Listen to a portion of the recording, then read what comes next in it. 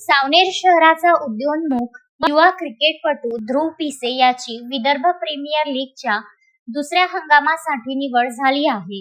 रणजी ट्रॉफीमधील अनुभवी खेळाडूंसोबत बी डिव्हिजन आणि जिल्हा टी20 मध्ये केलेल्या प्रभावी कामगिरीच्या आधारावर ध्रुव पिसेची व्हीपीएलच्या दुसऱ्या हंगामासाठी निवड झाली आहे. याआधी सावनेर शहरातील विक्रम पटेल यापूर्वी व्हीपीएलच्या पहिल्या हंगामात खेळला आहे.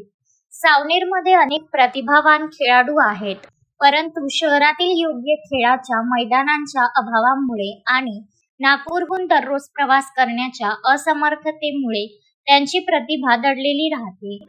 3 वर्षापूर्वी ध्रुव पिसेने आपले क्रीडा कौशल्य दाखवून विदर्भ क्रिकेट असोसिएशनच्या 14 वर्षाखालील संघात स्थान मिळवले होते.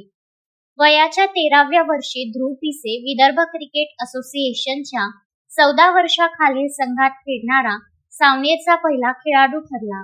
यावेळी वयाच्या 16व्या वर्षी त्याने विदर्भ प्रीमियर लीगच्या दुसऱ्या हंगामात प्रवेश करून पुन्हा एकदा सावनेरला गौरव मिळवून दिला आहे.